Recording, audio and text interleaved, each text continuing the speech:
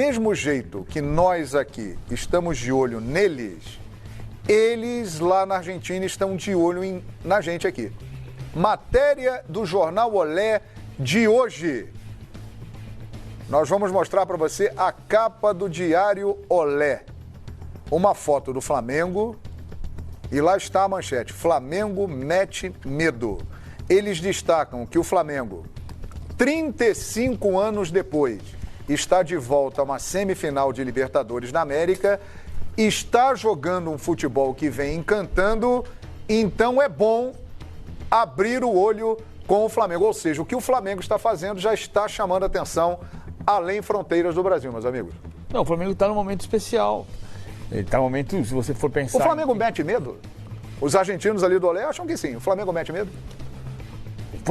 O Flamengo jogando o que está jogando, se jogar assim até o final do ano, no nível que jogou os últimos 5 jogos, ele pode ganhar Libertadores e Brasileiro, coisa que jamais aconteceu depois do Santos de Pelé, com times brasileiros. Sim. Claro, times brasileiros, porque só o time brasileiro pode ganhar o Campeonato Brasileiro. Inclusive. É evidente. Agora, sim, isso aí é algo interessante pelo seguinte, há um respeito, né? Há um resgate de um respeito, de uma tradição, pelo momento do Flamengo, que ganhou a Libertadores em 81, não chega a uma semifinal de Libertadores desde 1984. Nesses anos todos passou por eliminações, muitas vezes na fase de grupos. O Flamengo está resgatando um respeito e está jogando um futebol brasileiro tem uma coisa diferente na América do Sul, na Libertadores, de outros países. Especialmente da Argentina. Não, especialmente da Argentina. Do Uruguai, por exemplo. Quantos times brasileiros foram semifinalistas de Libertadores? Quantos, hein, PVC? O Fluminense foi, o Botafogo foi semifinalista na versão velha, que era triangular, o Vasco foi, o Flamengo foi, o Palmeiras foi campeão, o Santos, São Paulo e o Corinthians foram campeões, o Grêmio foi campeão 3 vezes, o Internacional foi campeão 2 vezes, o Atlético foi campeão 1 vez, o Cruzeiro foi campeão 2 vezes, o Atlético Paranaense foi finalista, o São Caetano foi finalista. Sim. Então você começa a colocar na ponta do lápis e você tem o que eles respeitam. Claro que o Flamengo é um time de muito respeito, claro. Mas o futebol sul-americano olha para um representante do futebol do Brasil e sabe que o São Caetano já impôs respeito. Sim. O Flamengo impõe muito mais. Mas o que está chamando a atenção ali na manchete, PVC, é que eles estão observando o futebol que o Flamengo está jogando. Claro. E eles estão colocando ali, mete medo, porque eles estão enxergando que é um time que está jogando muita bola. Você fez 5 jogos com 16 gols e sofreu 1. Pode ser um fenômeno, sabe qual o fenômeno pode ser? Qual, hein, Edmundo? Na última Libertadores, estavam lá Grêmio, River e Boca. Sim.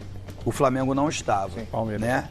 Não, o Flamengo não estava. Então, vamos ver quem é esse quarto elemento. Aí você vai olhar o quarto elemento, ele é líder do Campeonato Brasileiro, é o ataque mais positivo, tem recorde de vitórias. Estão olhando os jogos do Flamengo. Recorde de vitórias no Brasileiro. Enfim, caramba, vamos olhar de perto. Porque eles têm um confronto entre eles.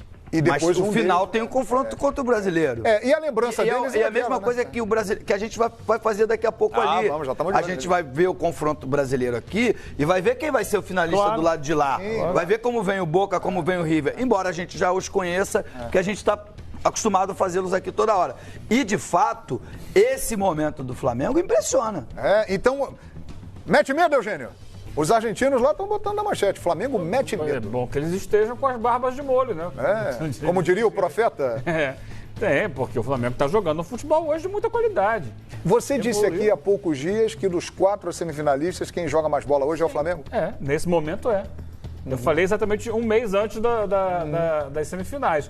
Que daqui até lá muita coisa pode acontecer. Sim, futebol é dinâmico, mas hoje eu falei justamente depois do clássico do River e Boca, que a gente transmitiu, eu comentei, em que o Boca fez um futebol extremamente defensivo, jogou para não perder, e o River não teve bola para superar o jogo defensivo do Boca, mesmo atuando em casa, com a sua torcida, contra um adversário que tinha alguns desfalques importantes. Então eu acho que o Flamengo hoje tem... Agora, isso significa que ele vai ser campeão? Não. Até porque... Os tem muitos caminhos. Ela... Chegar lá tem uma série de coisas que interferem no jogo.